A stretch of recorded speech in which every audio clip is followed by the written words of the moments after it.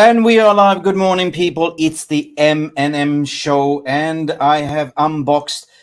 Manchester United is gonna snap like a dragon, Snapdragon, a home away kit. What a beautiful design, Mark. What do you reckon? Do I look dapper like a pink snapper here? I need one. I need one in those. You know what I'm saying? That kit is fire. It's the best. It's lit like the lit. I think it's the best kit we have this season, guys. You're gonna love that kit. It's gonna look fire in the sun. So beautiful. Look, it's so retro Adidas, retro 80s kit. Look at this Snapdragon logo. That means we're gonna fight like dragons. And boy, do we have a show for you today. As England is it coming home? Somebody just called Eat Home Delivery. Is it coming home, Mark? Well, you watched the game yesterday, and whatever we're going to speak about as well. Triple deal incoming now. Then Uruguay knocked out. Hollnd is knocked out. That means Zirkzee. Here we go. Imminent. What's going on with Matthias de Ligt? What else is going on? Ugarte, Uruguay also out. That means they can travel. Sign the dotted line, and here we go. But more to come, Mark. We're going to ask you what is on your radar. But first and foremost, thank you guys for tuning in, and don't forget to do what, Mark? Smash those likes, people. It helps the channel grow, and it's free, and it's super easy. Just takes 2 seconds. Just hit that thumbs up like this. All right, let's kick on the show, guys. Smash the like. Give us a little bit of a super chat. Join the members gang, because here we go. Good morning, people. Mark, talk to us about yesterday. Is it coming home? Well, I mean, Kobbie Mainoo is telling everyone to sit down and hold my juice. You know, at 19 years old. No, he's not drinking alcohol yet. He's still drinking soda pop and stuff. You know what I mean? He's a teenager. So, in my opinion, he's telling everyone, sit down and let me work. You know what I'm saying? I'm going to do my best. And he's been one of the best players in the tournament. These young players, these teenagers have been showing up in this tournament. And you know what is going on? What is going on? Listen, Uncle Jimmy is in the house. The proclaimed stepfather of Kobbie Mainoo. Like, listen, this Euro has been all about, like, you know, Yamal and Kobbie Mainoo, right? Two youngsters. Yamal, what a sick player, 16 turning 17. Kobbie Mainoo is breaking records. The youngest to be in the England squad, I think he's turning 18 as well. And by the way, historical, Southgate is lucky. I should be so lucky. Listen, at the end of the day, like, you know, first half for me yesterday, brilliant. Best I've seen England play. Kobbie Mainoo made a difference, 100%. But second half was reverting back to the pragmatic style, right? So if you look at the past, what Spain has done, they knocked out all the difficult opponents.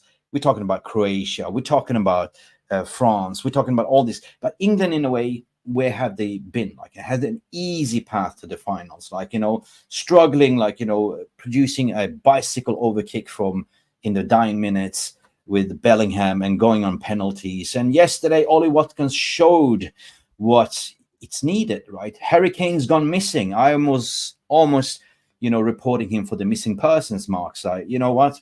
He's floating around in the midfield, not really providing anything on top. So passing backwards, sideways in second half. Ollie Watkins comes in, you know, people starting to find the channels, pass it through. Ollie Watkins, one touch turnaround, boom, in the right corner, left corner. What a beautiful strike, Mark. What a beautiful strike. It was really nice to see, you know what? And Uncle Jimmy asked for the link. Uncle Jimmy, it's in your DM on Twitter. You should check it. It should be there. Big up, Uncle Jimmy wants to come in and have a say. Anyway, guys, Melis Kask is here. Good morning. He says, please do not, Ugarte signing. We don't need a 50 million substitute. Listen, we're going to talk about that, Melis, as well. Mitesh is also in the house. Stephanie Griffith, big up for you as well. We have Nikki Cardigan as well. Good morning. Niall Shedon is on in the books here as well. And who else do we have in the house? Uduke Tinyan, good morning to you as well, sir. Members gang. Connect M&Ms, like, you know, we are the M&Ms. This is the new, if you haven't seen big the up, guys. Big up Nikki Cadogan as well, and Neil Snodden. Guys, it's pretty interesting what's happening. You know, the performances, you can say, from some of the players are unexpected. If you look at Kobbie Mainoo, no one expected him to do as well as he did, barring United fans and myself and Mick and the guys, Uncle Jimmy for sure, you know. But at the same time, Yamal Yamil as well, he's going to face that opposition. It's going to be the battle of two teenagers, you know what I mean? Yamal has been driving Spain towards the final since the first game of the tournament.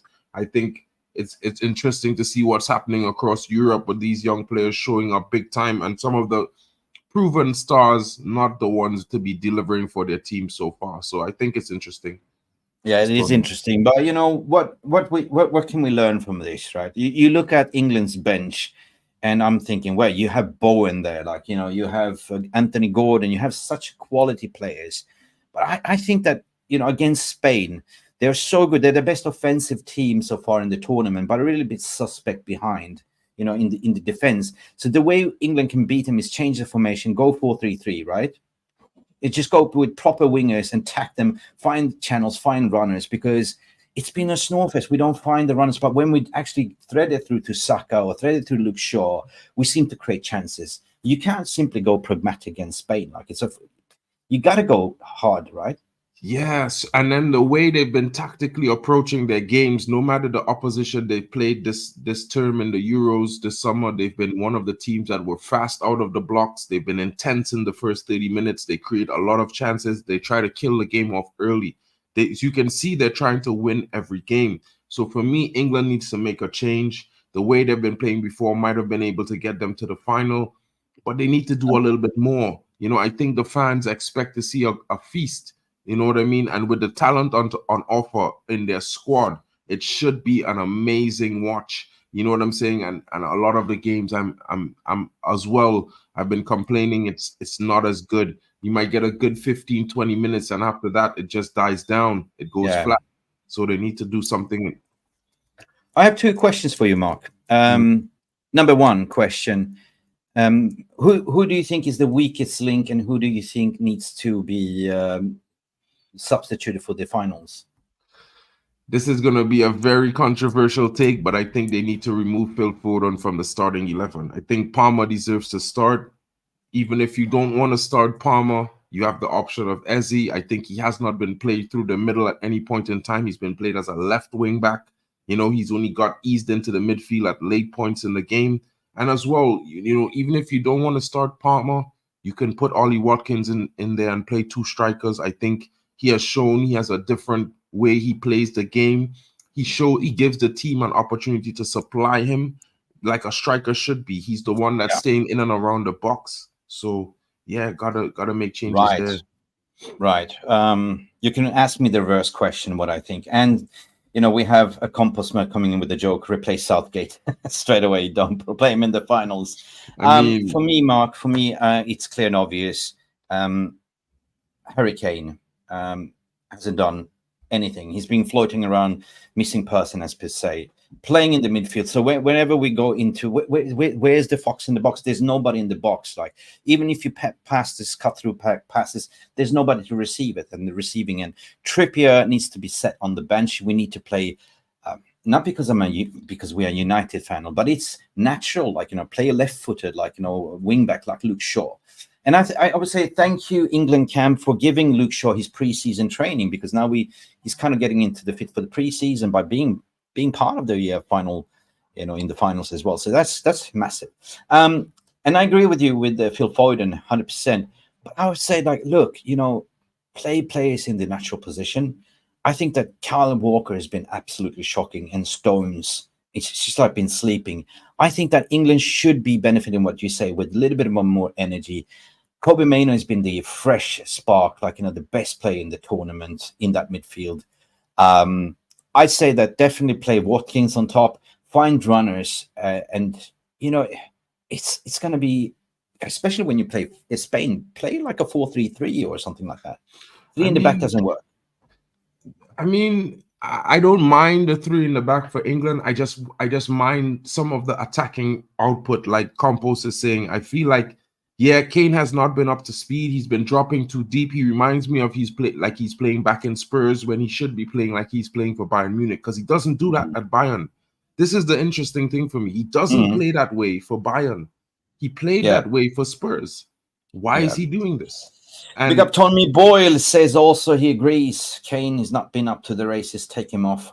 I mean, it goes 100. drifting. I mean, God, like, you know, you're a number 9 and all of a sudden you're playing like a CDM or 6 or 8 hybrid. Where are you, Kane, right? You should be there receiving the ball, and it's frustrating to see. But maybe it's the Southgate system, right? Maybe. I don't know, but for me, I look at a team with so much talent. I look at a team with a midfield that plays progressive, that can provide the ball going forward for the strikers. They can create everything. They're combative and they're physical. But the biggest problem is they have no target man. None. Yeah. There's no target man up front. And the winger is playing more of a 10 than a wing and roll. You know what I mean? Yeah, 100%. Listen, we are not here to speak about England, but since this was True. sensational, it is historical. Will it be coming home? I'm not from England, so for me, like, I'm neutral. I said in my prediction that I think Spain will still nick it. I think Spain is the better team, but it is, you know, one game. It's a final. It's anything could happen. It's a 50-50. But I think that it will still revert to be pragmatic. You know, I think that they will pretty much let Spain dominate, and we will kind of try to hit him on the break. But still, it's up to Southgate to prove. Now, he's not going to get sacked now. This is historical. Mark, he's probably going to say, oh, this is the best England manager, like, you know, by default. Hassan, big up. Let's kick on the show regarding Manchester United. And Hassan, I see what you're saying. After signing Zirkzee, Ugarte, then go for Desiree, Pedro Neto, Youssef Fofana, Amrabat, Kadioglio, Ferdi, Lenny Euro, Mohamed, Stimaki, Giorgio Scalvani. It's not part of the list, but this kind of fades into what we're going to talk about, Hassan, as well. Offload Sancho, Rashford, Greenwood, a swap list.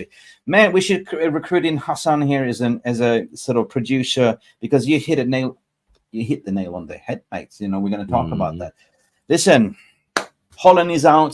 Zirkzee came in. What a prat from Ronald Koeman. He is apparently the Holland's Southgate 2.0.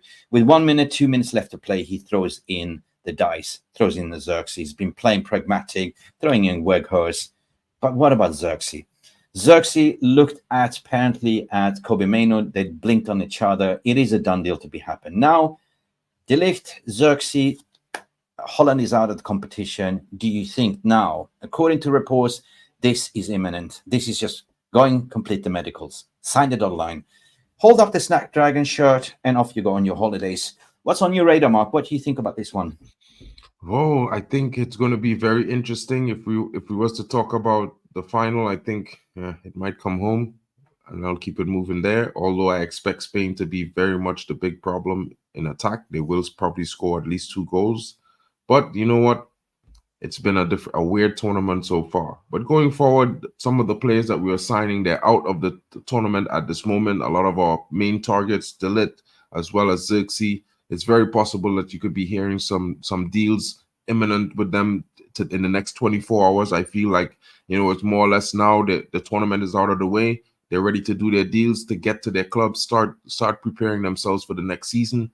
I think Zirkzee is one of those youngsters that is very ambitious. So I think, you know, you would definitely be hearing a quick response with him. The Lenny Euro thing is also interesting. I know we might talk about that later on, but I think we'll talk about that later on. Okay, Mark. Okay, Zirkzee for me will be, according to my horometer, will be the first. Here we go. I think, you know, that one is easy to do right now. That's been advanced. And that one is just basically waiting for Zirkzee to finish off his Euros competition. De Ligt, I mean, what do you reckon? Who's going to be the first? Here we go. Would it be a Zirkzee?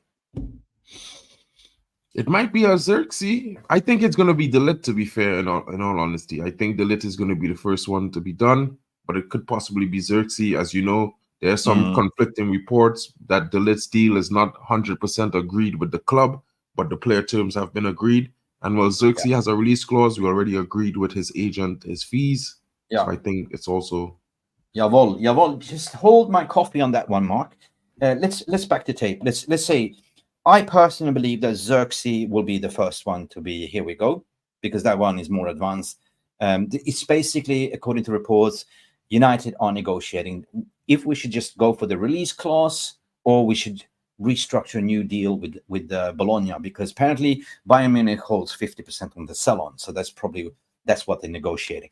I think that regarding De Ligt, Florian Plettenberg, who is Mr. Bayern when it comes to, German news, is very credible. And he said basically like, yes, the Ligt personal terms, what's his name? The agent as well, Rafaela Pimenta, is also only saying that he only wants to join Manchester United. He's a good friend with Ten Hag. He's speaking to Ten Hag.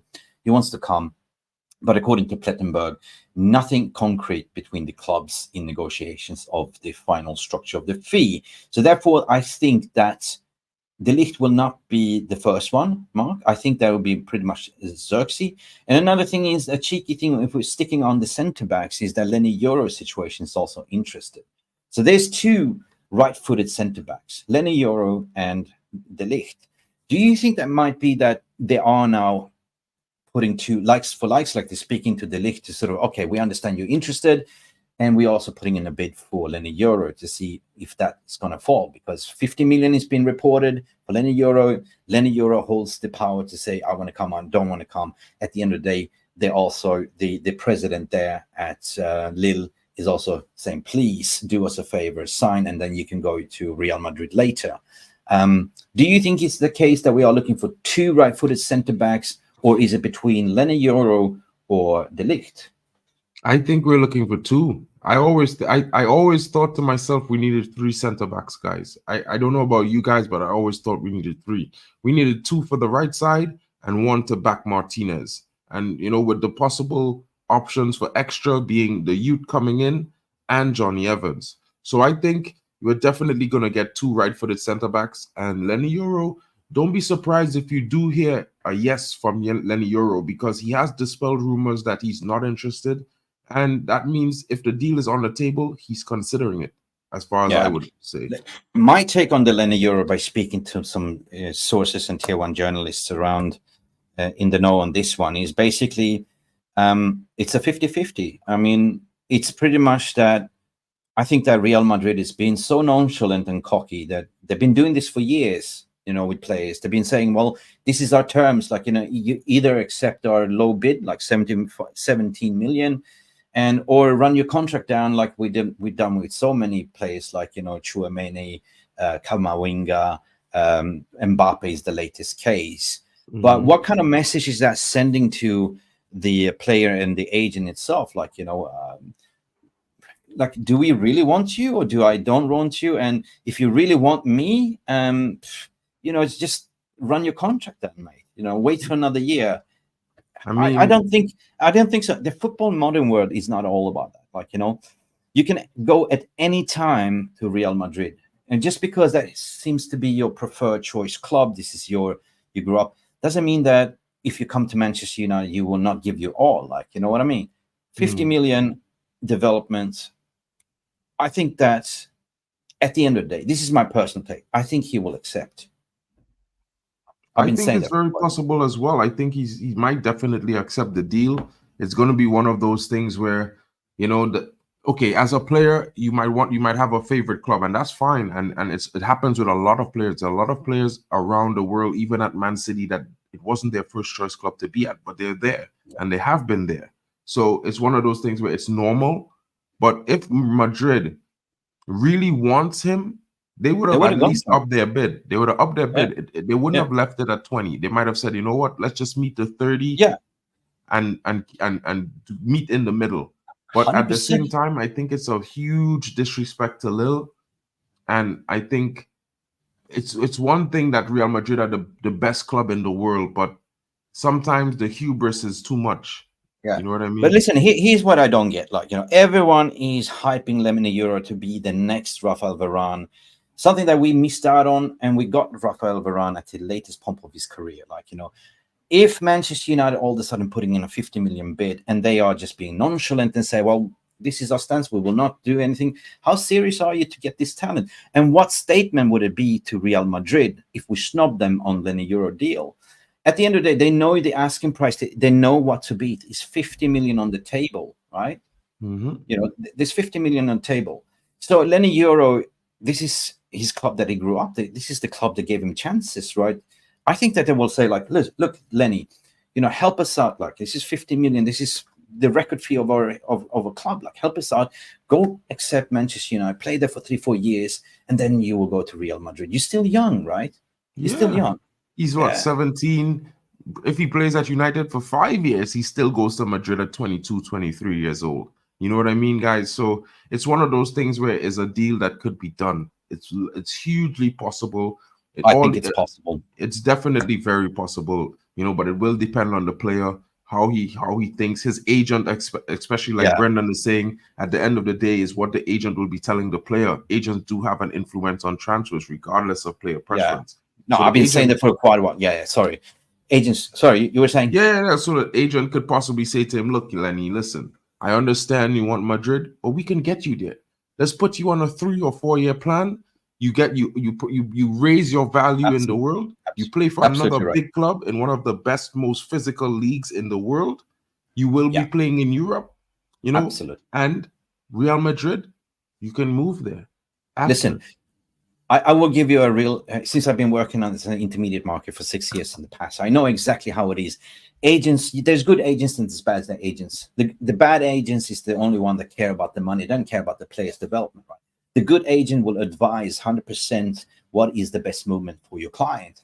And that is like, okay, I know you dream of Real Madrid, but if you get to Real Madrid, it's good on your CV, but will you get minutes? Will you get a chance to play?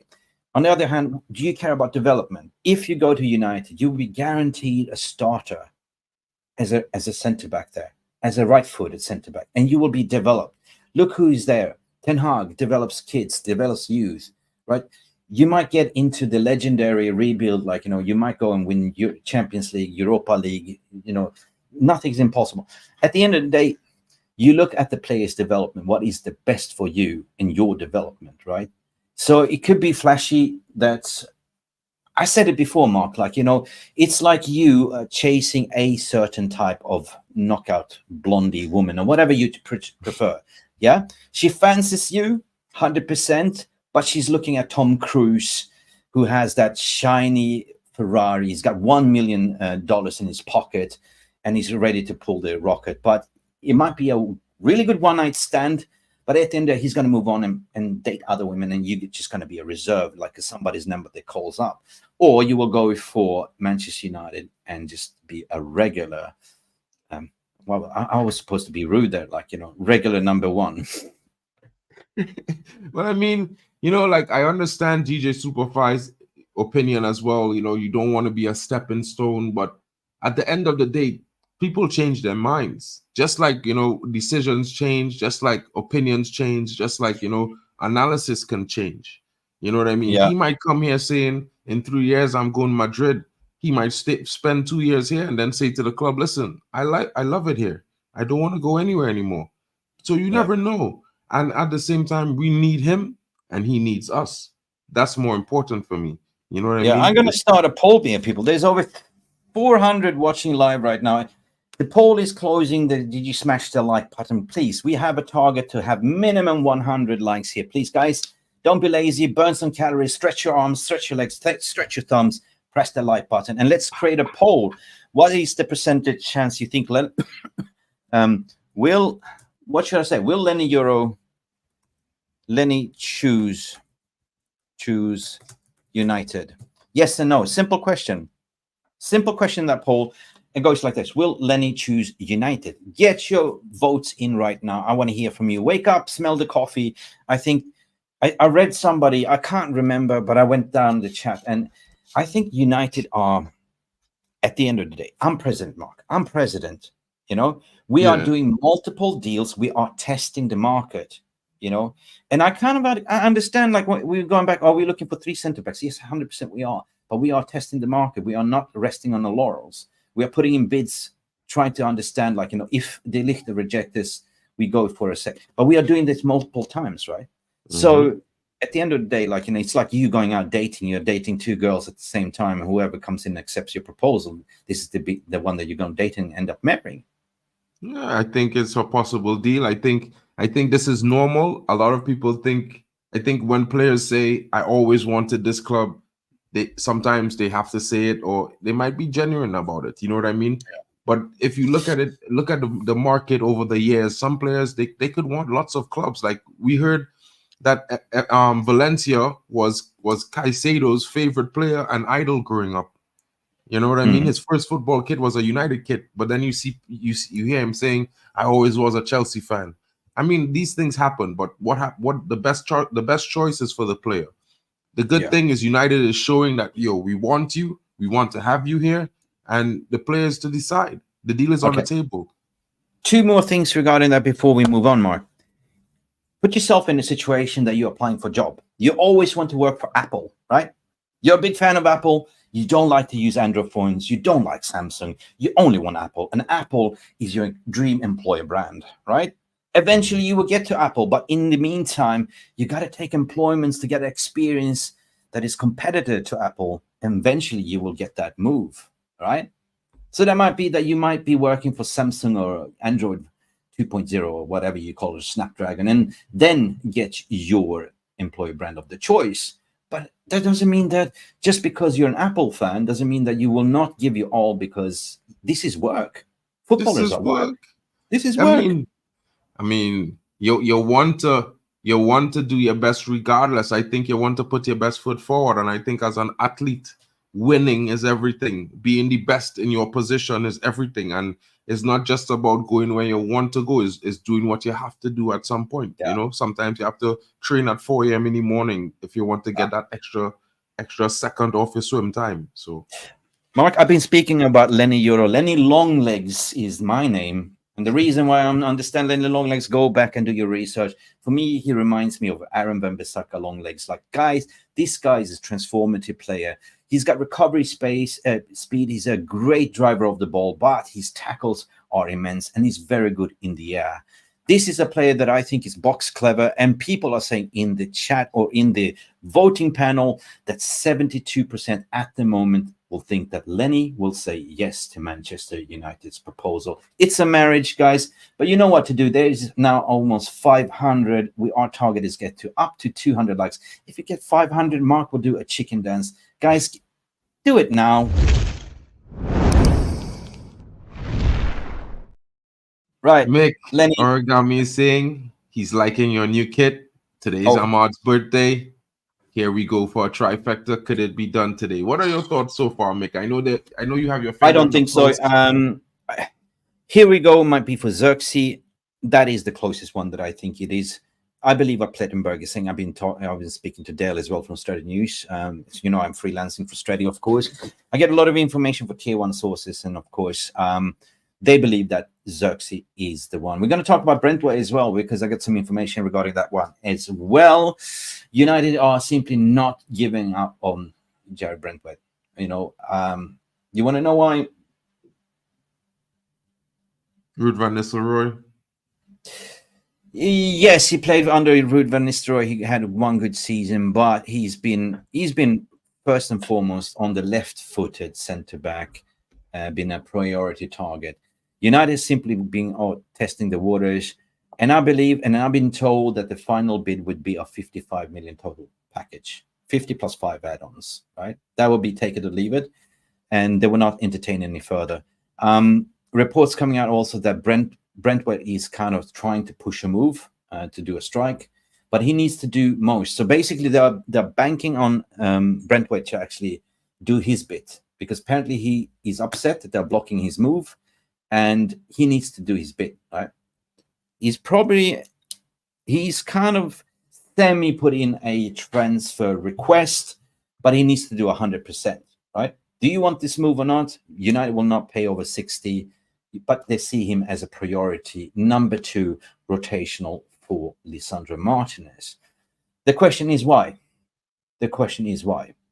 Does he have a ceiling, Mark, according to your opinion? I think he has a decent ceiling. I think he's very pacey. He has good physicality. He's tall. You know, he's good on the ball. Left-footed is very important for the balance. I think he has all the mechanics to be a top defender. You know, it's left to be seen. You know, maybe Ten Hag will help his development really well. Also reconnecting with Van Nistelrooy and having Rene Hacker, who's also a tactical defensive, defensively sound coach. Yeah, but I've been saying this on this channel since January. We are going for a generational makeshift, right? Willy Kwambala refuses to sign a new deal. His contract expiring next year, 2025. And there is a reason why. Why is Willy Kwambala hesitating? Well, he's looking at who are we recruiting in? Am I going to get minutes? I'm not going to sign a new deal right now. I'm going to see how this plans out for this season. If I don't get minutes, I will move on and I will go for free, right? So I wouldn't worry about this one because we will see in the summer. But in terms of the way we are recruiting players that will be the next Scalvani or the next Mbappes and those kind of things. So we're building a team, including a lot of youngsters coming in from the academy as well. So adding on Lenny Euro, a 19, 18 years old, that means that within 4 years' time, he will be up his pump, right? You know, with Brentway as well, he will be like the number 2 for Licha. If you look at the, what do I say? The left back position, right? Luke Shaw is coming up his pump, right? So we are including Harry Amas and potentially what's been said also, we might go in for a, Reguilon as well. Reguilon, yeah. I think Reguilon, Gutierrez, and the Turkish one was Kadioglu. I think the Kadioglu one is interesting, as well as the Miguel Gutierrez one. Yeah. You know, we've just been in a deal that was successful with the outgoing of Donny van der Beek with Corona. And the staff, the scouts, and the manager are all obsessed with Miguel Gutierrez. So the price is not too bad. It's 30 million euros. Not too bad. So if I spin on this one, that makes sense if we look at who we are targeting. And we always said that, you know, keep your eyes on João Neves, because this is another one, 18-year-old, that they are foreseeing for the future. Like we are getting the top talents that we think, the Manchester United think, and the scouts and everyone has recognized and green light to say, this will be transformative players. This will be, as we are looking to build a squad, sort of a, can I say, Champions League winning squad, a title winning squad. These are what they're doing, and basically shipping off Scott McTominay, shipping off Lindelof, shipping off Maguire, and building fresh, 100%. I think there's going to be a lot of interesting moves in the summer. The window is still early, guys. You know, preseason tour starts next week, so you're definitely going to see some quick movement over this weekend and probably in the first few days of next week. But, you know, there's a lot of deals to be done. United are trying to secure the most important positions. I think they're going to go one striker, one midfielder, one defender. And then you're going to see the additions come in because players are moving out of the club. Yeah. Mason Greenwood is leaving. Jadon Sancho is leaving. And as well as, you know, Donny van der Beek already left. So we have room. Salary cap is getting smaller. It is. They're reducing the wage bill. Wizard, big up for you, Wizard, with a brilliant question. Guys, if you want to put in questions, please do send a super chat to support, but also put in queue if you want to get heard. Put in a question and put your question, and we'll get to your question at the end of the show as well. But let's move on. Wizard is coming with a brilliant one. Say Brentford, De Ligt ain't athletes, elite athletes. You know what I mean, but a fitter player and certain type of athlete. This is why I agree with you. Like Lenny Euro is an athlete. We are recruiting in athletes in that midfield, and that is kind of transitioning on to Ugarte, right? Ugarte is an athlete. He's a Duracell bunny. He's a destroyer. Endless bundles of energy, can run up and down the pitch. But he's not that ball carrier CDM, but he's the one that will run through the brick walls for 99 minutes if he needs to. Brentway can be an athlete. He's not the quickest one, but he is very technical on the ball. De Ligt is an athlete too, right? There's a reason why people are very upset. They did a petition, 60,000 angry Bayern fans. He is an athlete, you know. Yeah, he's elite mentality, Mark. Yeah, elite mentality as well, and experience. You know, growing up through the Ajax system, playing a high line. It's the way he always played football. I think you want a player who's experienced in playing the way you want to play. And being an experienced high-line football player, regardless of he might not be the fastest center-back on the planet, he's definitely going to know how to adjust himself because he's been doing it all his career. All right. People, let's transition over to Ugarte. Uruguay got knocked out from Police. He's out. And honest to God, Ugarte, what a play he's been in the Copa America as well. Listen, there might be some competition. Barcelona is also sniffing around this deal, but he wants to play for United. This one is advanced. United needs to sort of come to terms to recuperate. I mean, he's not going to play for PSG. He's kind of put in a transfer request because the current manager don't want to play him. Ugarte plays football like my dog, 100%. He is that dog on your bone, right? He is that Fred type on steroids, 10.0 times Red Bull. He will not sort of get it away. But in order to play Ugarte, you need to have another ball carrier next to him. So I believe that Manchester United should sign 2 midfielders. And I believe we will. What is your take regarding Ugarte? And do you think on a harder meter that he will be a Manchester United player within the next 10 days? I think Ugarte is a brilliant signing. I know some fans might be saying he doesn't have that baller vibes, that deep playmaking vibes, but we don't need that. Yeah, we need a warrior signing. We need a warrior, destroyer, someone who's going to stop the problems coming through the midfield and going to give players that fear that if they try to run through there, they're going to get cleaned up. Yeah. You know what I mean? And we have Kobe Mainoo there. You need someone to give him the ball. That's what Ugarte is going to specialize in doing. Winning it, maybe, give it to Kobe. Listen, to compare Ugarte is to say he's the leecher as a CDM. Like, you know, he's the destroyer. You shall not pass. But his role is very simple, right? Break up the play, play those transitional short passes, feed the number 8, feed the number 10, feed the wingers. That is his job, right? So he's a pure number 6, not a 6-8, right? So he's a typical, like, he's a better version than Amrabat, better version as what we used to have, 100%. So for me, this is a must CDM that could defend, especially if we're going to play 3 in the back eventually. Like, he needs to hold that fort, right? Yo, Madhouse, this is what we're talking about here. We need that son of a gun. We need a son of a gun, and we always had one. Every time we had a good United team, let's remember, we always had a son of a gun in midfield and in defense, and a dark arts master up front. Look at the team. Our team have an intrinsic nature. We get Martinez, our defensive ability improved. You know why? Because he's that Vidic type, that son of a gun in defense that will, you know, take you out. You know, he dogged. You know, we get one in the midfield, it would be the same injection of energy coming in. Interesting. I agree. We have we had Roy Keane. We had that son of a bitch, Roy Keane. We had that one in your face. Michael Carrick was quiet, you know, but he was that son of a gun that didn't let you go. He was a quiet even if you okay. We also had the guy that went to PSG. Fucking forgot his name. The Spanish Basque. As you say it, I could picture Herrera. Under Herrera was also that son of a bitch, like, you know, that was in your face, didn't let you go. So listen, Roy Keane is a classic. We need that, and we've been missing that 100%. So for me, I would welcome this signing. And just to wrap it up, Mark, I think that it will be a triple. Here we go within the next 10 days. This is what I've been hearing on the grapevine.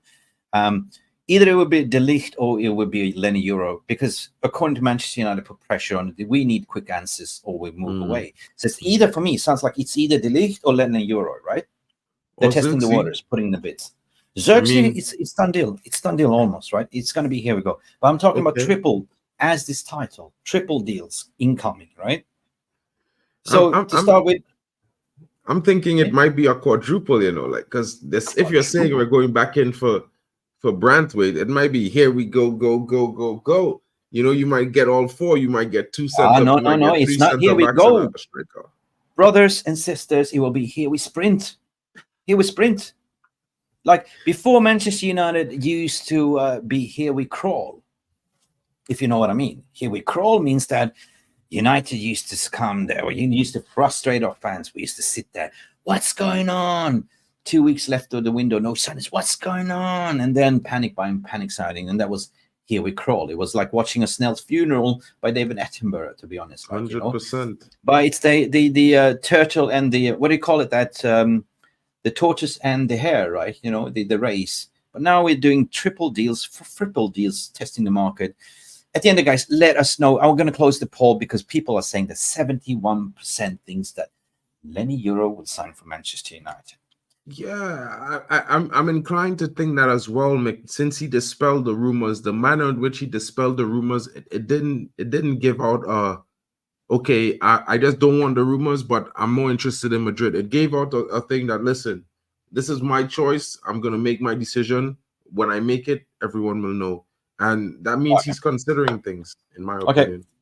Listen, Mark, radar, hot on the radar, Ugarte, Zirkzee, Ligt, Euro. I think from a hard-minute perspective, chance-wise, we are in the driving seat at the moment, right? We are leading the race over Real Madrid in terms of the bid. Now, you wouldn't put a bid in without even speaking to the agent and understanding, is the player willing to join us, right? That's the way it works, right? But then you put in a bid, then you have 100% right to freely negotiate. But first you speak to the agent, and we've been seeing that agents been coming to Carrington, which represent Euro. They've been talking for 2 months at least. He's hot on the priority list. And all I'm saying is you wouldn't be egg-faced just to put in a bid and not even speaking to the agent and the client to understand that he's willing to come. So for me, if a bid comes in, you agree personal terms, you sell the project, you're going to be a first-team starter, versus Real Madrid that are being nonchalant to say, well, I will date other women. You know, you're on my list. I like you. But at the end of the day, I don't know. See you next year, mate. Yeah. And like Brendan is saying here, Lenny wants Real to make that big gesture like most women want a man to do. Show me you love me. Show me you want me. You know what I'm saying? And I would say that, you know, maybe United might be the other guy this time, but we are the one. United is the ones that are saying, hey, we want you. We like you. And I see Uncle Jimmy is here. Yes. Wait. Guys, first and foremost, there's somebody that loves us, and there's somebody that wants to come in here and play for the first team. We want to hear from you guys. Leave your comment in the comment section. Until then, we have somebody that loves us and somebody that wants to have a say. His name is Jimmy. Some people call him Uncle. Some people call him the father of Kobbie Mainoo. Uncle Jimmy, welcome to the show. How you doing? I'll never get used to that introduction, my brother. I'll never get used to that intro, but I love that intro always, man. I love it. It's very accurate, you know. Yeah, man. As you can see, you know, I'm in bed because I was smart enough to take the day off today. Knowing the England match yesterday was going to go well, so you know I was smart enough to take the day off work, you know. But now I'm good, man. I'm good. How are you guys doing, man? We are good. We just placed you on the pole position in #1. You can see, like, you know, Olympics, like, you have the golden position #1. You are the #1. You are my one, the #1, the only treasure I'll take it. I'll take #1, bro. I'll take #1. All right, brother. Jimmy, what do you think? We've been debating out of all this that's going on. Manchester United are testing the waters and everything. Who do you think will be the first signing? Will it be a triple signing? Do you think now the Hollnd is knocked out, now the Uruguay is knocked out, do you think it's going to be a triple? Here we go. What, winning the tournament? No, I'm talking about the transfer market right now, Jimmy. Well, we're talking about Hollnd is out, Zirkzee. We're talking Ligt, Zirkzee, Ugarte. Bro, it's easy for me because I can't see Zirkzee failing. I can see that deal going through. I think that's going to be the first one to finish, to be honest, because thank you. I think that deal is more obvious. I think that makes more sense than all the other deals, you know. So for me, I can see that deal going through quite soon. Actually, I think I can see it being announced quite soon, and that's only based on the fact that I think Ten Hag setting up the new coaching team and making sure that all the foundations are laid for the next season. I think he will want these players in as soon as possible. And I tell you what, Ten Hag right now has been a pain in the ass for this structure right now, because he's on the phone to them right now saying what the fuck is going on. So, you know, I'm telling you, this deal is going to go through soon. I'm quite confident for this deal. Ten is pushing hard. He's speaking to all his players. I've got reservations about the Ugarte deal. Obviously, I think everyone has, to be honest, because that deal seems a bit more far-fetched and a little bit more difficult to conclude. I think that could be one that goes to the end of the window if they want to pursue it. So that one's a little bit iffy. But you know what? That's actually the player that I'm most excited about is Ugarte more than I am about Zirkzee, to be honest. And that's not me saying that Zirkzee is not a good player. I think he's a great player. I think he would be a fucking amazing addition to the team. But Ugarte, there's something about him that I've liked for a long time, and I've always wondered why he doesn't always start for teams. Like, it's very, very strange to me. So I'm looking at someone who, for me, that profile. If you put Ugarte and Maino in your midfield, I don't give a fuck who else is in there. Yeah, I don't care who else you put in front of them. I am telling you now, you put those two together. People now are seeing, because what was happening with Maino was, who was raving about Maino? Just Manchester United fans last season, isn't it? It's just us screaming and shouting, Kobe Maino, Kobe Maino, Kobe Maino, Kobe Maino. What Kobe Maino has done on the world stage is he's showed the world stage that he's not an up-and-coming prodigy midfielder, right? Kobe Maino has come to the world stage, he's taken his bollocks out of his pants and he's dropped them on the table and said, I've arrived, right, in the football world. And he's done two things, right, to do that. He's showed the world that Kobe Maino is way more mature than most midfielders are today. A lot of midfielders today can only play in a certain system, right? So many midfielders can only play under one manager. We've seen it. How many midfielders? Look at Calvin Phillips. How many midfielders have we seen that have been deemed to be these amazing midfielders? You put them under a different manager, a different system, they can't do it. That's what you know how good a player is by how adaptable they are to any system 100%. And any manager that comes 100%. In front of them, 100%. Right? This is why, for me, I respect midfielders like Lampard, right? I respect midfielders like Gerrard, because if you look at those guys, their game never changed under any manager. You give them any manager in the world, the game is the same. Yeah. Same output, same productivity, same effort, same. There's these high top class level midfielders, and Kobe Maino, and I'm not saying that Kobe Maino is as good as these guys. I'm not saying that at all. Please don't shoot me in the face, right? Don't come for me yet. No. But what I'm saying is Kobe Maino has demonstrated every signal that I look for to tell me that this is a player, a midfield player, because midfield, I always say, is the most difficult position on the pitch. I don't care what anyone says. No, that's true. This is a midfield player who is intelligent enough to adapt not only to any system, any tactic, any manager, but he's also able to adapt to any situation. When the team is when the team has gone into defensive mode and everyone is on the back foot, he can play that football. When the team is on the front foot, he can play that football. When the team is relaxed, passing the ball around, enjoying, having fun, guess what? He can play that football as well. So you have this midfielder who, for me, is an all-round complete midfielder. I'm not saying he's world-class people. I'm not saying I'm not stupid. I like football. I watch football. Kobe but he's still got a lot of development. He's still young. Listen, he's still has shown me every sign for every Manchester United fan to be very excited. And when I say that, this is why when I see him next to someone like Ugarte, who brings just a whole different dynamic of a midfield game, right? And then you can put anyone in front of them. You can put Bruno. You can put Mount. You can put Mount there. You could put Eriksen there. You can put anyone there. So when people are crying out for, we need 3 midfielders. No. We have a good midfielder in Kobe Maino. We need a good midfielder next to him who brings a whole different dynamic of the game. And simple what you saw that in the last 4 games of the season where Amrabat played that CDM role that allowed Kobe Maino to be his best. Yeah. You know, let Kobe do Kobe, and Amrabat will protect him. Yeah, that's exactly what happened. Yeah, that's why when Man United have said that they were looking at keeping Amrabat permanently, I've got no problems with that. At the beginning of last season, if you asked me, I would have said I don't know about that.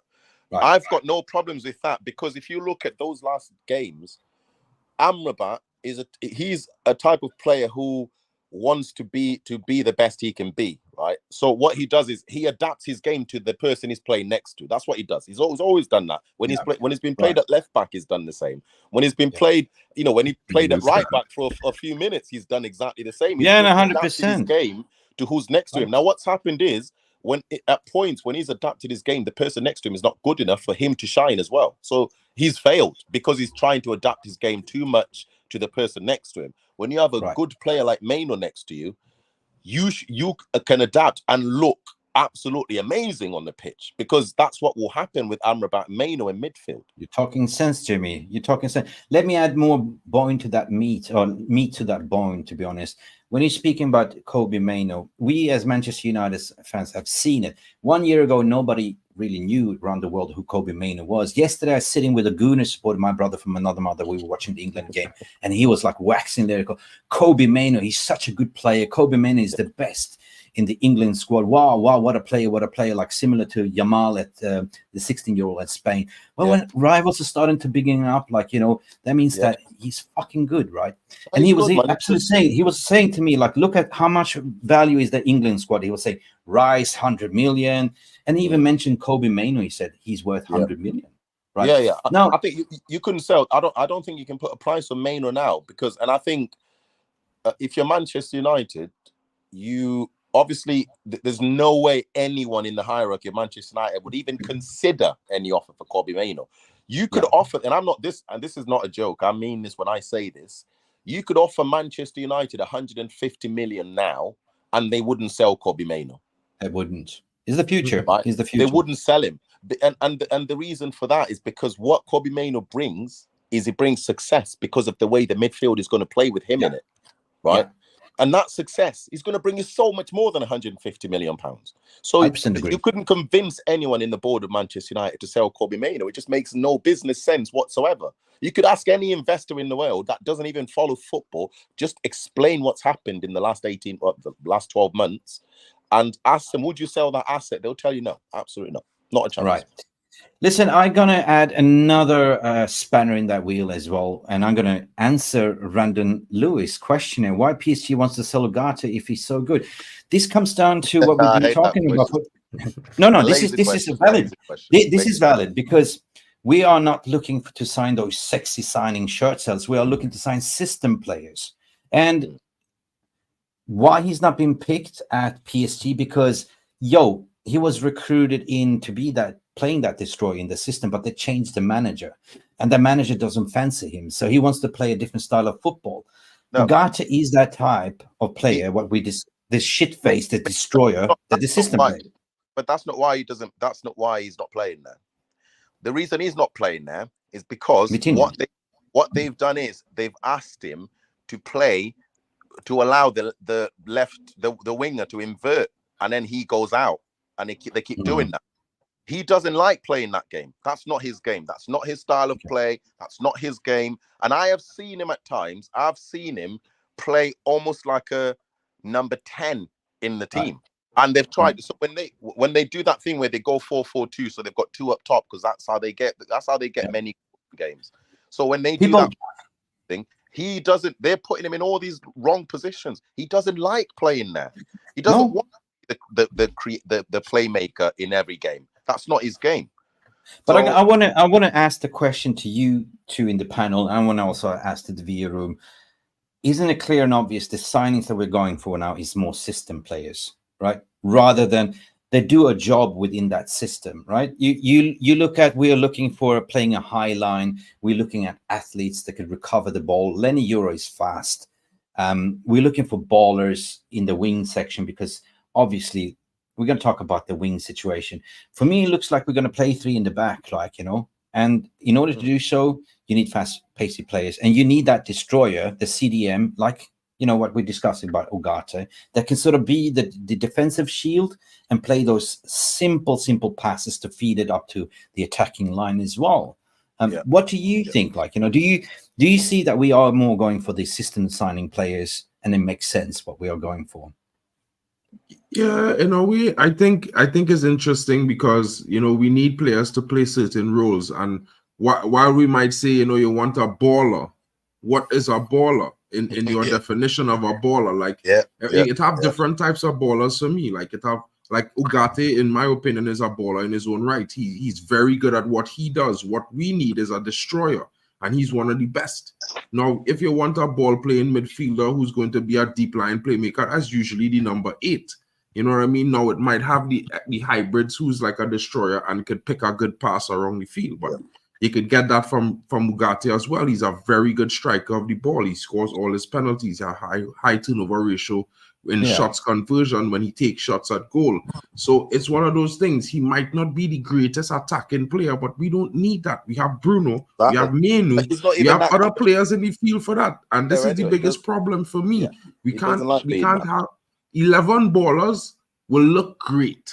Yeah. But 11 ballers may not win, because remember, you need someone who destroys. You need someone who creates. You need someone who scores. You need someone who tackles. You know, you need all these different little things in your team to make it complete. It's a team sport at the end of the day. Yeah. You know what I mean? Do you agree then? Basically, what I'm trying to say is what Compass Smurf is saying. Enrique doesn't fancy him, right? He wants to play a different style of football, which he prefers to use Vitinha in that role instead. He loves a hybrid midfielder. In Ugarte, he's not that, and that's why he's not. That's why he wants to move away, because he's not going to get minutes, and they want to sort of recuperate 50 million, but that value is already gone.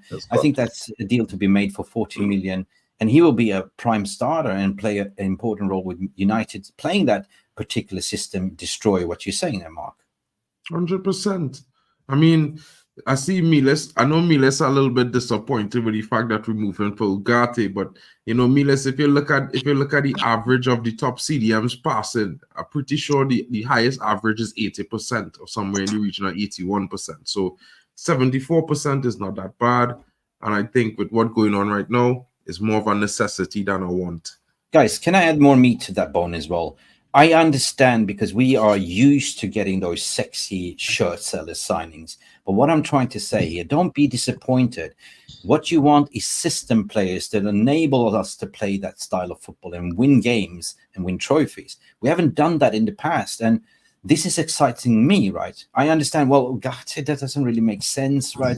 He's not a shirt seller. He's not somebody that will sort of lift my bum. I don't care about that anymore. I don't care about it anymore. Like, and I tell you what, Mick, I'm going to go a little bit. It's going to be a little bit too far for some people, to be honest. But, and I don't care if people don't like it. But I hate these flair players. Don't like them, right? Especially when they're midfielders. Let me give you an example, right? If you look at Real Madrid, I'm not talking even just now. If you can go back 20 years at Real Madrid, right? The reason Real Madrid is always successful is because they don't buy system players, like you've said, Mick, not in that way. What Real Madrid buy is they buy players that can adapt to any system. They don't have to play to a specific system. I have seen at Real Madrid, Kaká playing as a centre-back in 91 minutes. I've seen that. Right? Absolutely. I have seen Kaká on the back line in 90 minutes because they're 1-0 up against Barcelona, and this is the game that determines who gets the extra point to win the league. And Kaká's on the back line. Why? Because he can adapt. Zidane, he could play on the wing, on the right, on the centre, as a striker, 10, defender, defensive midfield. He could do everything, because that's the kind of player that wins you titles. You can win titles with a system. I understand that. I've got no problems with system managers whatsoever. I've got no problem with Pep, and I've got no problem with Klopp. But Klopp is not even that much of a system manager, to be fair. But I've got no problem with Pep. No problem with these new kids on the block, whoever you want to go to now. They all seem to have a philosophy of playing one type of football or another. I don't want those players in my team. What I want you to give me your Toni Krooses and your Modric's and players that can look at the way the match is going and decide for themselves how we should play the football. Quick one. I agree with you. Over to Mark, respond to Dark Crow. I have the answer for his, and I want to hear what your thought. I feel like when you say system, make some people think one-track minded with system, right? No, when I say system in terms of Man United, I say a player whose profile means that they can play that system. And when I say means that they can play that system, doesn't mean they can't play another system. Look at Bruno. Bruno defends just like in some cases he on the back line, Bruno on the right wing. You know, he can do everything on the pitch. He can do everything on the pitch. He can play as a striker if he wanted to, Bruno. But he's still a system player because he plays the system, whichever system the manager decides that day. And this is what you need. You need intelligent footballers, right? Now, a footballer who's a specialist at dribbling and all these things is amazing to have. Yes, we you know, it's amazing. But you want a guy who's going to stand there on the 60th minute and see the way the game is going and realize, listen, me cutting in from the left, not working. I need to go down to that flank and put the ball in. Yeah. This is what you want. So it's basically you want intelligent footballers who know the game, who read the game. Ugarte might be limited in the fact that he can dribble as well as others and drive with the ball in long stints. But he's a player who reads the game. If you look at him playing for Uruguay, some moments in the game he's deeper, some moments in the game he's higher. Yeah. But he's still protecting that back line. Some moments in the game he shifts the play. He's always got his eye. He's always got his eye on the back line. Not because you know there's different midfielders in it. Some midfielders can do both. They can have their eye on the attack and their eye on the defense at the same time. Like Kobe Mano can do that. This is what I'm saying. So these are players that can adapt, like you're saying. Like, players that can adapt. Give me adaptable players so they can play in any system. Exactly. So the thing is with Erik ten Hag, a lot of fans might be focused on system, as in the system that we want to play. And we're buying players to fit that system. But if you look at the players we be buying, they can fit multiple systems, but this style will also suit their abilities. Yeah. Right. Is that your answer? Because I'm going to answer Dark Crows. Yeah, that's good. I like to hear diversity answers from the panel, but guys, get involved in the VR room or non-live section as well to answer Dark Crow's question. I think that when you speak about intelligence, it's not always about intelligence of the player, but it's also intelligence signings. Because what have we done in the past? We signed players that the manager wanted, but now we are moving away. We are actually defined a system-based model that fits in the requirement. What happens if Ten Hag leaves? We will still play the same system. So the signings that they're doing now. Can I make quite a long point on that when you finish? Yeah, 100%. I'm just going to keep it short and brief to answer that question. So basically, no matter who the manager will, come in, they will still play the same players in the same style of system. So they will recruit in the next manager that will play that system. You know what I mean?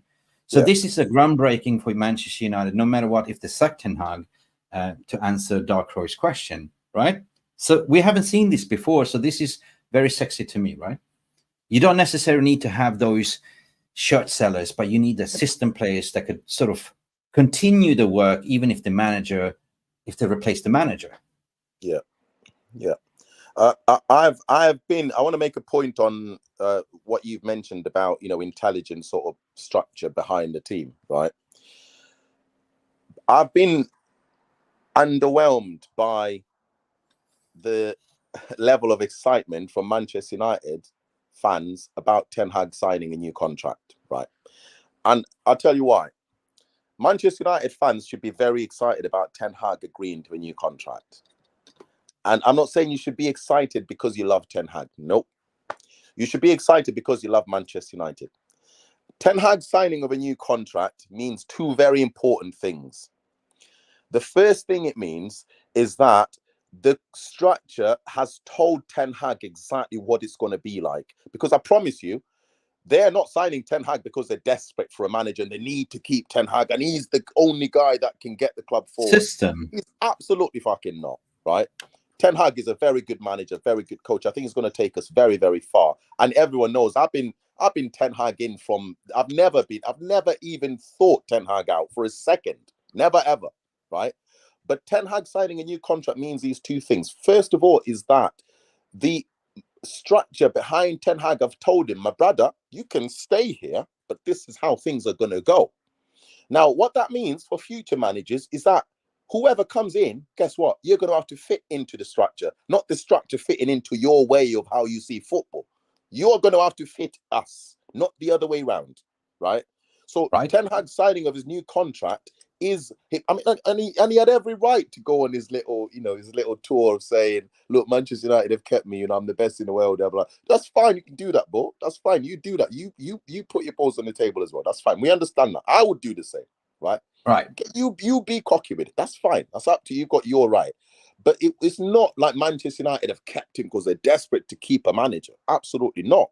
Manchester United have made a decision because they know that Ten Hag has started something at this club that is worth keeping, something that is worth pursuing and moving forward with.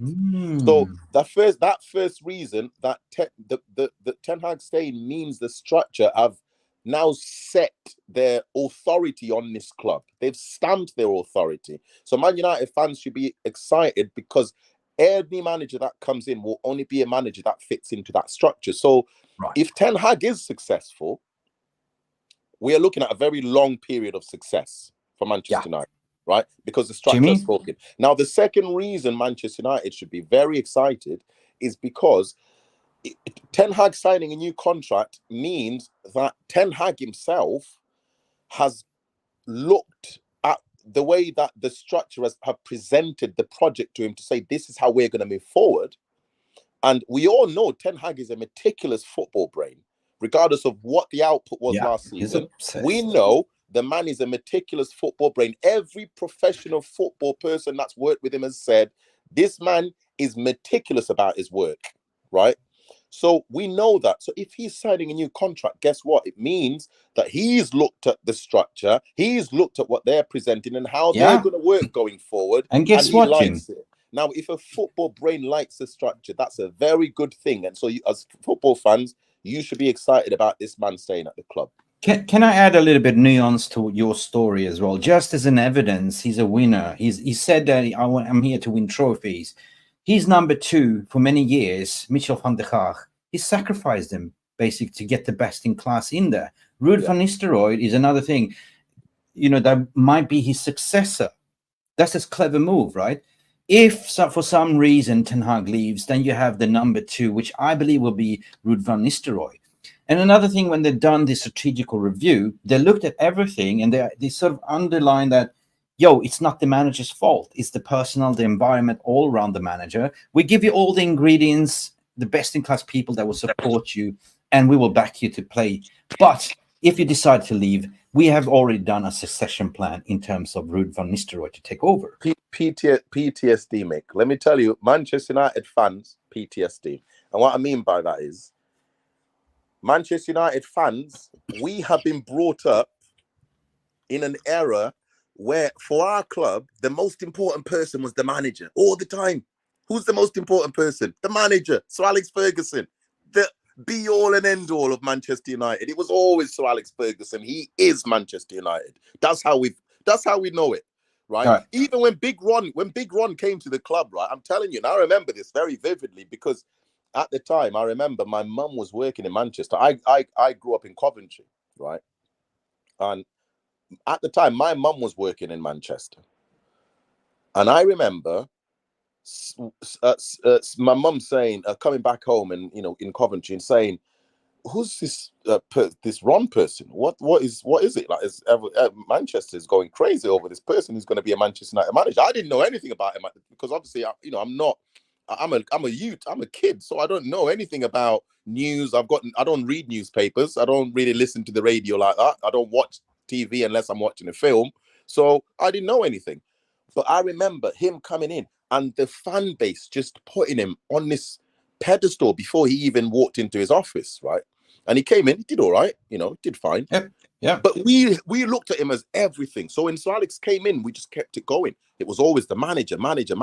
So now, Manchester United fans don't realize, especially the ones that hate Erik Ten Hag, they don't realize you don't need to hate Ten Hag. You don't need to. The reason you don't need to hate Ten Hag is because now we've got this actual structure behind the manager. No one gives a shit who the manager is. The structure is right.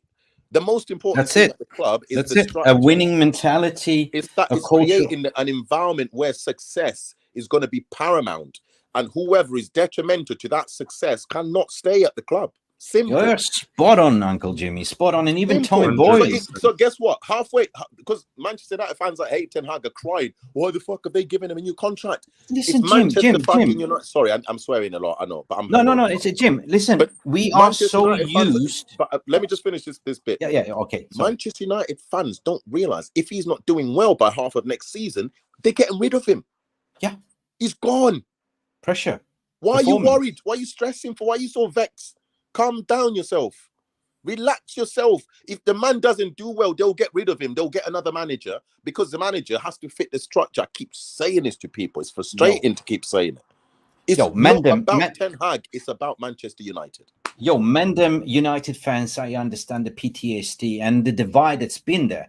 We always seem to create this agenda. We sack that manager. That's the solution. We get rid of this player. It's going to be the solution. No, you're absolutely right. According to Tommy Boyle, what he's saying here as well, spot on. And this has been recognized by this strategic review. He said it 2 years ago. It's not about the coaches. We had great coaches. It's the structure environment around it to support him to be the winning way. So that's, in order to do so, we need to build the backbone, the structure first. To back the head chef to cook a brilliant 5-course meal, and that's what we're doing right now. So, and what are you going to do? I like the way that we are second guessing who we're going to sign. Nothing's coming out the club. They've been very professional about it. They're moves like Jagger on the transfer window, doing multiple deals, and this is unprecedented. So, guys, I agree with what everyone is saying, and I agree with where we're heading at. So big up Tommy as well, guys. I'm afraid we're over time, right? We have so much things to talk about. We are 10 minutes over VAR extra time. And regarding the Brentwaite situation as well, guys, Gavin Cunningham is also saying that Brentwaite just come out to say that the contract deal was bullshit and Everton are deciding to cut all their ties. Guys, at the end of fuck me, what you going to say about I just don't believe that, because there's no way that a big club like Everton would say we're cutting all ties with a big club like Manchester United. It just doesn't work like that in football. Who the hell do you think you are, Everton? We are going in there lining up for... I don't believe they would. Leonard Euro, the Ligt, 50, 40 million. Are you coming here to say for a guy 70 million? No offense to whoever's reporting, it's not you. I'm saying, I think what the source or whoever's saying, I don't see how a club like Everton would say we're cutting ties with Manchester United. You are going to want a player from that club, whether you want to believe it or you want to acknowledge it or not. You're going to want a player from that club. You don't do that. I've only ever seen it happen once with Real Madrid and Juventus back in '99, when Real Madrid said they're not gonna deal with Juventus ever again on football transfers. I've only ever seen that. That was the only time I've ever seen that. I've never seen that with any other top football clubs ever before. I think the final bill would come in on 55, 60 max package, like 50 plus 10 add-ons maximum. 50 million in your pocket plus 10 add-ons, achievable add-ons, right? Yeah. This might go to the end of the window, but at the end of the day, Everton, they only have 2 assets they can sell at the moment, and that is Brentwaite and that is Onana, right? So my question is to you guys, who the fuck do you think you are, right? When we are doing a deal regarding the Ligt, which is a world-class... Listen, when you're doing a deal regarding the Ligt is a world-class player on the stage, international, right? You're doing deals like left, right, international players. How many caps have Brentwood had? One. Right? Yeah, it's got one. So what are you valuing this 75 million? Basically, well, we know that you got money. We know that you spent money on Harry Maguire. You paid 70, and plus we're going to take you for mugs, but they don't realize that United are not operating this way anymore. British passport. That's all it is. British passport. That's the only difference. He's got a British passport. That's why he's valid. Jim, I think that they're trying to test the patience of United. They will cave in. It's the Manchester United. They will overpay. But read the room. What are we doing around the corners? We are sending messages. We are deliberately leaking out reports that we are making it public that we are going in for Lenny Euro, 40 million on the table, the Ligt, Zirkzee. That's very good. I think what United are doing now is the best way to go about it. You put a bid in, you shut the fuck up. Let them talk about it. Exactly. We bid for the player, we back out, we go and look at other deals that we're doing. We ain't got time to waste. We're not going to be on the phone to you every day. No, fuck up, man. Listen, we put a bid. There's your bid. This is what we've got. You come back to us when you decide. You can leak news and you can leak whatever you want to leak. We don't care, because we can't control what you guys do, but we can control what we do. So we put a bid in, and we are telling you that there's also this other defender that we're looking at. So that's all we can do, is we can tell you how much you want to pay. Listen, we are acting like Snapdragons. I'm loving the logo on the front. I'm loving the Snapdragon. It's so much better than the Let me just put it straight. I think that we are showing the Billy Bullocks here. Who's got the biggest balls here right now? We are showing the world that we are serious. We are acting like a big club again in the transfer market. Although we haven't signed anything, but we are lining up and talking about multiple deals. And at the end of the day, we'll pick from the on the litter of who is the best. Like for us to go for the Ligt and put a bin for Euro at the same time, and we will say, okay, both accepted. We pick Lenny Euro over the Ligt. The Euro deal is a for me is a strange one, because my contact in Leicester, I have a good contact, a journalist contact in Leicester, and he's saying I've nothing. There's no information. There's just no one knows even what direction this is going to take. Why? I don't know. I have no idea. Because they're keeping a very silent. I think nothing so. is leaking out. He's saying normally we know murmurings and we know who's talking. Yeah, but who in 1 week we didn't even know we were getting like what's his name, the head of recruitment that just came out of nowhere. Like this is the way we're operating, like stealth, like Liverpool. We pull the trigger without even knowing. And within 3 days we hear some rumblings, some rumors, and all of a sudden it's got legs. Like all of a sudden publicly bid. Since when did we see that happening? We are acting like we have the big balls again, like a big club. Going head to head with Real Madrid. Listen, going head to head with Real Madrid. If you win that race against the Real Madrid for Lenny Euro, that is a statement. I think that is a massive statement if you win that. I think so. I think that for me though, the bigger statement would be if we sign Zirkzee and we conclude the deal now, like in the next week or so, I think if we announce that deal, I think it sets the tone to the market for where Manchester United are and how we're going to operate in transfer windows. Because I've said, if you give me a window with Zirkzee, Ugarte and De Ligt, right, and maybe you give Amrabat a new contract at Manchester United, or you extend his loan, whatever. I don't know what they're going to do with Amrabat. So I don't know what the deal looks like for Amrabat. But if you can keep those 4 players and then maybe throw in a couple of loan players, maybe a couple of free transfers, right? For me, that's fine. I don't mind that. That's a good window. That is absolutely fine. Someone posted a lineup that I haven't seen yet.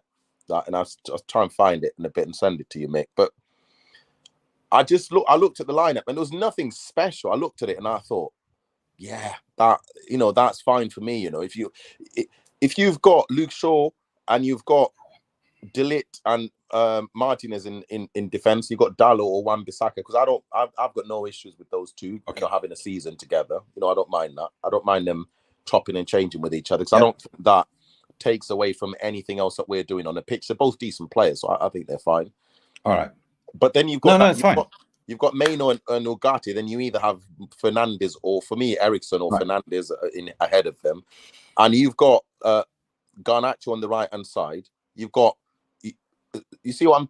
So that team is not bad. That's not a bad team. Then if you put Zirkzee in there, right, because now you've got movement, right? You've got movement. Because what we've lacked from last season is obviously midfield. But when midfield has done all right and the ball's been moving ahead all right, we're lacking that intelligent movement. It's that movement at the front. And Zirkzee does bring you that. So when you throw in Zirkzee in attack, it changes the dynamics of the midfield when you have Ugarte and Maino in midfield. Because now you're looking at a team that is, when we talk about a spine, for me, that's the spine. The spine is having your 2 good midfielders and then having 2 attackers in front, where the third attacker doesn't have to be that good if the 2 attackers are really good. And I think Garnacho is going to improve next season as well. 100%. So when you talk about the spine of the team, for me, I think you sign me Zirkzee, Ugarte and De Ligt, throw in a few loan players. I'm absolutely happy with that transfer window, because I think we will be fighting for 2nd and 3rd place. There's no question about that.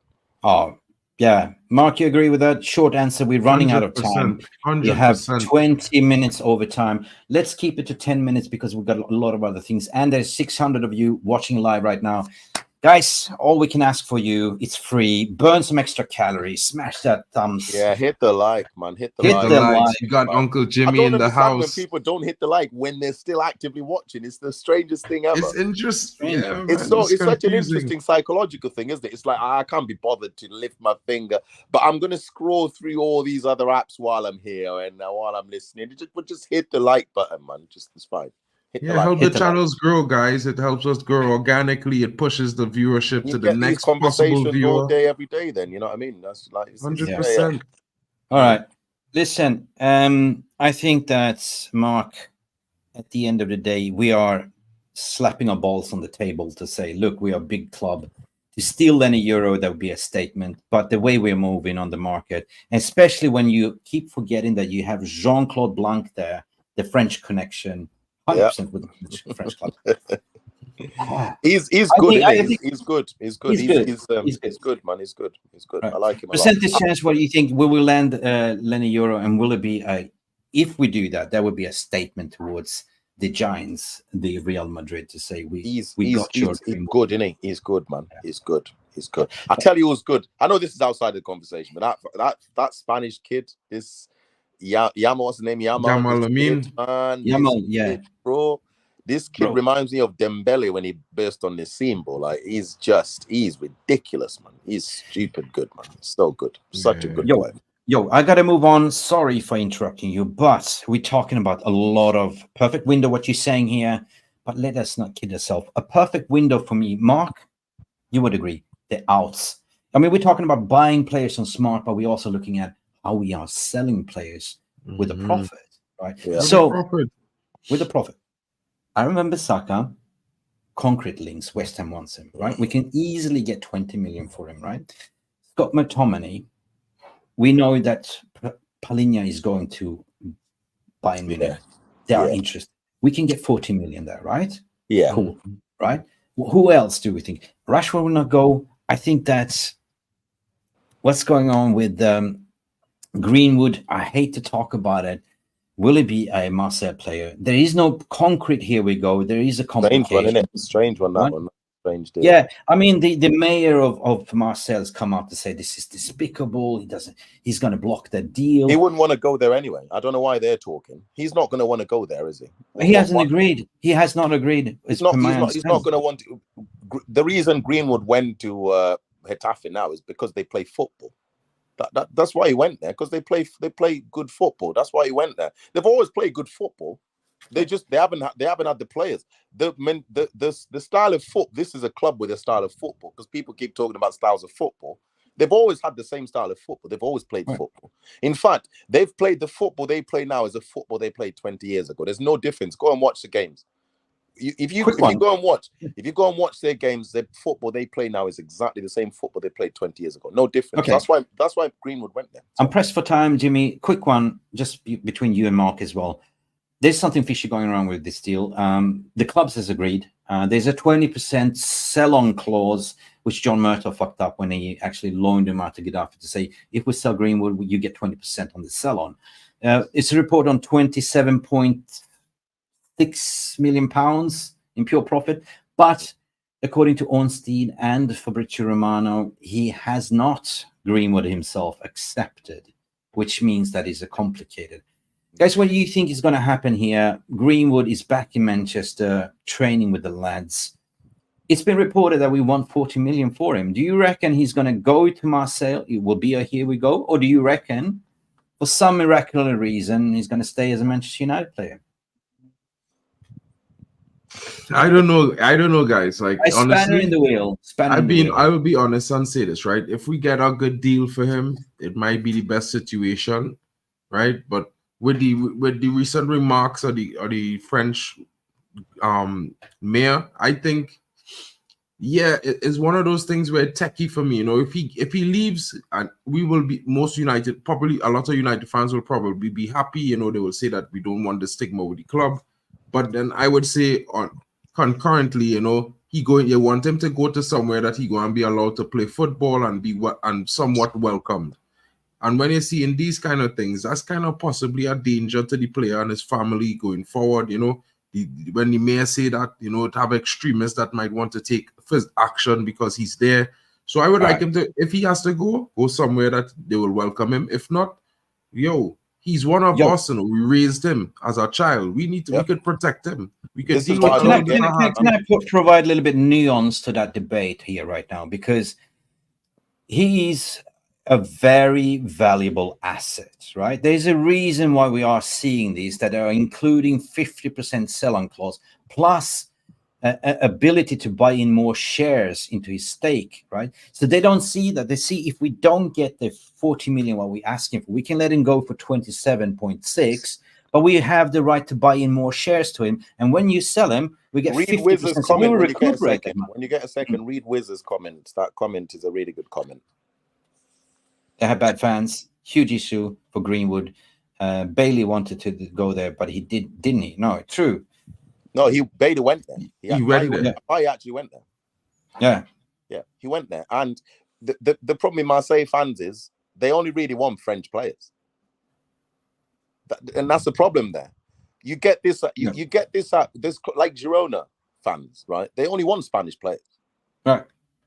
But my closing argument about this is basically that United see him as the most valuable asset. They love to keep him, hence they also looking to opportunities to get as much more money for him. But if they're including a 50% sell-on clause, that money will be recuperated further down the track as well, right? But they also have the rights to buy more shares into the players, so they can go up to 60% sell-on, right?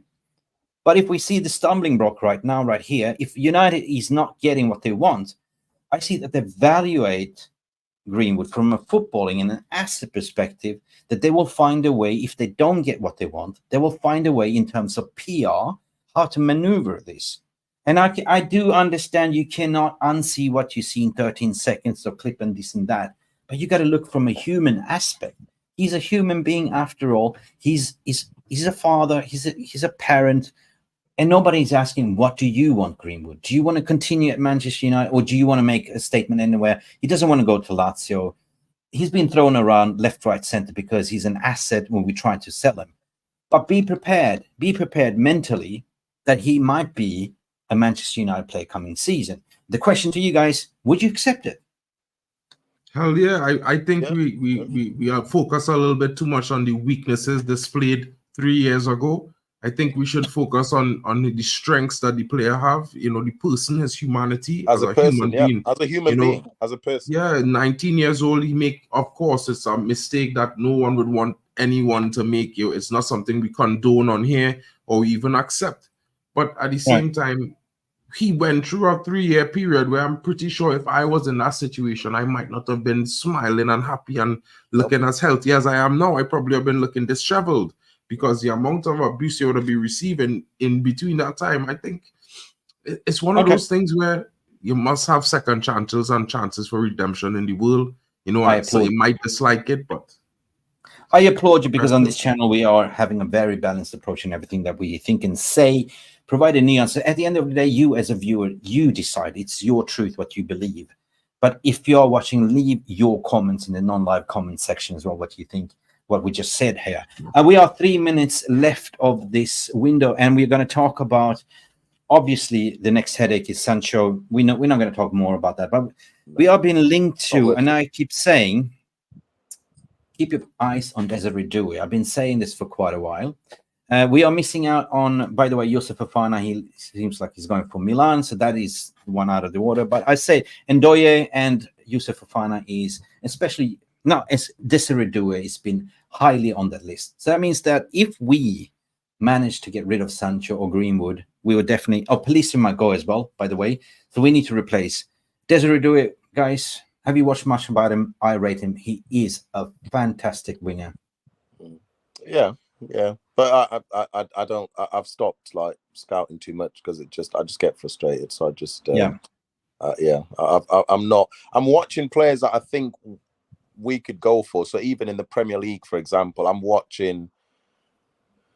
I'm watching players that I know that there's no way that Man United are not scouting that player within the Premier League a lot, because I think there's just the pool of players now, not midfielders, but like wingers. and defenders just seems to be a lot of availability all of a sudden, and I'm just like I can't watch everyone. I can't do it, you know. Fair enough. So I'm Mark, just what do you focusing think? on the ones that I like. Yeah, but you know, I haven't watched him in quick one, Mark. What do you think? I think if I had to class him to a player that I know really well, I would say he's the exact mirror image of this youngster who plays at Dortmund, which is he's an English player as well, Jeremy Bino Gittins. I think they'll be same ilk, same height, same build, same type of speedy dribbling ability, quick feet, good decision making, both footed as well. You know, it would be an option I would certainly take in the club. I think, you know, at the same time, yeah, I just want to, this one time, guys, I don't want to rush buying any players in attack because other than a striker, because I feel like we have enough young talent coming through the academy, and we should back it in that one situation. 100%. Midfield, defense, but the wingers, the academy have some good talent. Right. We are 12 minutes over time. Let me just briefly give you a really big rundown. I remember Saka. We need to sell him. Apparently, the release clause for Frimpong is valid 1 more week after the Euros. So that means that we need to go for that if we sell him. United has sacked 2 physios in the staff. The 2 Dr. Death is gone, which means that the physio department, according to the reports, are now going to be restored. Big up for that. There's new facilities being built. I like that. Bless them. Not for them, but I'm saying, you know, what else been happening? Yeah, what else has been happening? Donny van de Beek got his move, 500,000 K, which is an absolutely bargain, with a couple of add-ons as well. We needed to solve that problem. At the end of the day, guys, Zirkzee will be incoming very soon. De Ligt looks like, I don't know, we're looking for De Ligt or Lenny Euro. There's 2 bits on the table. 50-50 that one. I think that's 50-50 deal for me. 50-50. Left back situation looks like we're going to get somebody. And wingers depends on the sale of other wingers, like Palestra will be gone. So I said keep your eyes on Ndoye, keep your eyes on Desiree Doué as well, and keep your eyes on Uncle Jimmy. The next statement's what he will claim regarding Kobe Mainoo if he does well in the Euros. Well, since he claimed Kobe Mainoo, I go and claim Ethan Whitley early, because you know what? I'm telling them, this youngster, it have a few of them, but you see this guy, oh my God. People will see him. He will get some minutes this term, man. I think he will do very well. You know what I mean? Him and Ethan. Speaking about Ethan Weekly, he signed his professional contracts 2 days ago. Happy for him. Preseason tour starts in about 4 weeks from now. We're playing Rosenborg, we're in Norway, right? We're playing Rosenborg in 4 days, bro. In 4 days, bro. 4 days. Shit, it's going quickly. It's 4 days. It's 4 days, buddy. I was like 4 weeks. No, it's 4 days, bro. That long. But you know why I'm excited? You know why I'm excited about that, though? I'm excited for the youngsters to get to see the because what happens is I don't watch the academy enough. I've got MUTV in it because so I watch the games against the teams that I think are doing well, like Wolves is, like Wolves Academy is really, is good. Like Villa, like I watch them when they play these really good academy. Crystal Palace, Arsenal's, Arsenal's good. So when they play these teams, I watch the match. But I think I love when the preseason starts and then you get this influx of youngsters into the first team to try them out. Who's going to make it? I love seeing that. I love watching that. If that's the only part of the preseason that I enjoy, is watching youngsters that I've never seen before. There's the whole reason I watch preseason, guys, because this preseason is going to be different. It's one team. There's no youth team or no senior team. It's one team. So everybody there is fighting for positions. Now, of course, they're the starting 11 players, the players who are just returning on vacation, the players who are going on vacation now and will be returning 2-3 weeks. But most important thing is that these young players will have a chance to stake a claim for a squad rotational position. I think there's something like 7 to 10 slots available for them, because we're going to have a slightly bigger squad based on the fact we have Europa, FA Cup, Carabao Cup, and the league. So it'll be interesting. And Charity Shield coming up against Manchester City. Yeah, listen, a massive shout out for Jamie Wynn. My condolences to you, brother. I seen what you're saying here. You had a relative that passed away. Big up for you. Heart's a mess. Listen, all your love to you, Jamie Wynn. Condolences, bro. Welcome to our family. You have all the support and on the Telegram chat as well. Listen, regarding Wheatley, if we're talking about having Ruud van Nistelrooy as a striking coach, right? Come on, Wheatley, he will be the third striker. Like, if you look at Rasmus Højlund, Zirkzee sign, and you have Ethan Wheatley, we're good to go. We're good to go. At the end of the day, guys, there's about 600 of you watching. Have we reached target? Let me check. Come on, it's so easy. Smash the like button, please. We have what? Hit the like, man. 61 likes. Just do it You now. greedy Literally do it in a bastards. second. Do you know what? 700 live watching Mick, and 61 if we likes. just didn't talk for like half a minute till everyone's hit the like button, that would be the best way to do it. You should do that next show. Just don't talk for half a minute. People can smash the like, people. Come on, man. That's a good one. Keep quiet until you get 100 just likes. Keep quiet as soon as you get 100 likes, just then talking. I'm telling you. It's free. Listen, it's non-compulsory, but it really helps the channel if you do. It helps, man. It helps. It really helps. It really helps. Smash the like. Yeah. Listen, until then, guys, I love you and leave you. It was the M&M shows where we got a triple M&M.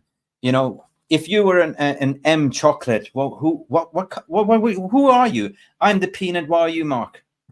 I'd be the wafer one, so I think Jim, you might be. I'd be the green one. What's the green one? The green one. I think that's the one with the wafer inside. To be fair, is it? Because I always go for the green one. I don't know why. There's no reason for it. Right. I just always go for the green one. So it's been a triple M show today. Thank you, Jimmy, for coming in as well. People, where can you find you, Jimmy? You speak facts as per usual. Love you, brother. And, yeah, man. Thanks for surfing on the couch for us. Yeah, cheers, guys. Nice one. Cheers. Thank you very much. Appreciate you guys, man. Appreciate you guys. Big up, man. Whoa, we have a brother in Thailand. Are you in Thailand, bro? I'm in Thailand too. I'm in Phuket, Kamala Beach. Hook me up, mate. Let me know where you are. Maybe we can have a coffee together and talk shit and record a podcast. Oh, nice, bro. Nice. Bro, you're in Thailand. Let me know, man. Drop me a message, man. Let me know in the comment section as well. If you're in Thailand. Mick is the mayor of. Are you in Phuket? Where do you live? I'm in Phuket, in Kamala. Yeah, Mick is the mayor. He's the mayor of Phuket. He's the mayor now. Yes. He's going to be the mayor in the next few weeks. I promise you. Yeah. He's the mayor of Shakab channel. Shakab channel. If you are in Thailand, man, let's collaborate, mate. Let's do that. I told you, Mick, I'm coming out there, innit? I'll let you know. He's coming. I'll let Stay you away know. from the edibles. I'm coming out there. I'm only coming there for about 5 days though, so I'm not gonna be long. But I'll show you. You kind of go here, eat some nice Thai food, and enjoy we have a little bit of monsoon season, but it's nice. Yes, brother, you are in Thailand, brother. Yeah, let's connect, man. Let's connect. Let's do something together. Nice. If you are in Phuket, I love it. Yeah, Mick, let us know. Make sure you let us know how to link up when make sure you link up with me, brother. Send me in the description, brother. You have the email address. Drop me an email, brother. Let's do that and talk. You live in Pattaya. Yeah, fine. Rayon, close to Pattaya. Nice. Cool. Let's hook up, man. Let's do some content. Brilliant. Love you, brother. Thank you. And as per se, you want to reach out to me, drop me a message on my Twitter DM, or you have the email address, brother. Shavkov channel, drop me an email and we should sort something out. I love that. We have a brother from Thailand here as well. Massive thank people. Thank you for tuning in. We have the Triple M show today. I really appreciate it. And if you've been lazy not hitting that like button, I don't know what more to say. We have like Ten Hag, like Manchester United, we're moving forward. 31,000 subscribers coming up soon. We are cooking up a 5-course meal. We'll be here for you as soon as something breaks regarding the transfer news. To summarize what we've been talking about today, potential triple deal, football deal, football deal might coming in. But we're also talking about the outs and what to expect. Big up, Mark. As per usual, you live here. As soon as I open my closet, Mark just comes up. Let's do a show, Mick. But he also has another channel.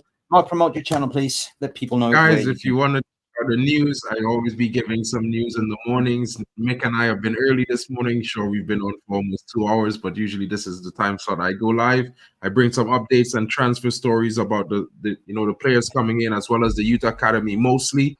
So if you guys want to check it out, my link is in the chat.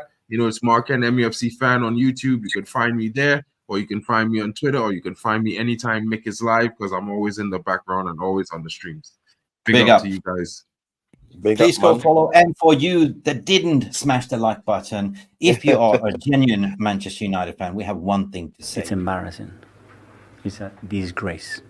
That's what it is, a disgrace. You need to put There was no sound. You need to put the sound. Are you not allowed to put the sound? Yeah, there was a sound. It's There embarrassing. was sound. I heard it. I It's didn't hear it. I didn't get the sound. I don't know why I didn't get the sound. We're not going to beg you, but Mikel Arteta is saying it's embarrassing, it's a disgrace. We're not calling you embarrassing and disgrace, but all we ask for It's is disgraceful. your... It's embarrassing. Disgraceful. Smash the like. Smash the like. Listen, this has been Triple M show for today. What we can say is glory, glory, Manchester United. And Mark, please finish off with a famous sentence from guys. John Ball. Wait. Just make sure you follow me as well. Like people, when you watch, follow me, man. On Twitter, JStar City, as you can see in my description. Follow me. Follow me on Twitter. You know. Yeah. Whatever you do, don't stalk him. Don't find out on where he mailbox lives. Yeah, Jimmy is a kung fu expert, black belt in. Yeah. Anyway, No. We'll finish off with Mark. I'm a gun owner, so don't time come to close the shop, house. Mark. Yeah, guys, thank you so much. Mark, finish off with the famous word. We had our say. Hopefully, we made your morning a better day. But finish off with the famous John Big Ball. up, guys. Thank you for joining us today. We had Uncle Jimmy on the show. Big up. Don't forget to check out JStar City on X. Guys, Mick Ruby's always got his finger on the pulse. You know what it is. He's on X as well. Don't forget to hit a like, retweet. Those of you watching on X. Those of you in the chat, don't forget to smash the likes and subscribe. Hit those notification bells so you can see when we're live again. And to Randy Donner, big up to you, bro. We know you. If you could like 20 times, you would do it every time. Big up to you, KD. Big up to you, Tommy Boyle. Big up to you, J United, Jamie Wayne. Heartfelt condolences, my brother. I hope, you know, it goes well in the future. Big up to you, Seek Out channel. You know, make sure you link up with Mick. It's going to be a fun time. We will be definitely there to watch the vlog. Compo Smurf, big up to you. Big up to you, all of those who have been joining. Tommy Boyle, Preet Jakarta. You know, big up to Stephanie Griffith coming in. Manu Tata, Yali Malmin. We know you arrived late. Big up to you, Wizza. Hope you're having a great day. Brendan Chappelle. We will be back with more news if anything breaks. And guys, don't forget, this is our community. Help the channel grow. All of the channels. Grasshopper. Yo, this is our church. This is when we come to heal our hurts. Boom. Catch you later, guys. Peace, love, and what's Mark? Go bananas. Love Man United and hate the Glazers. Always. Bless, man. Love you guys. Bless, man. Cheers. Thank you so much for stopping by and watching MUFC Release TV. Don't forget to like and subscribe and follow us on the socials.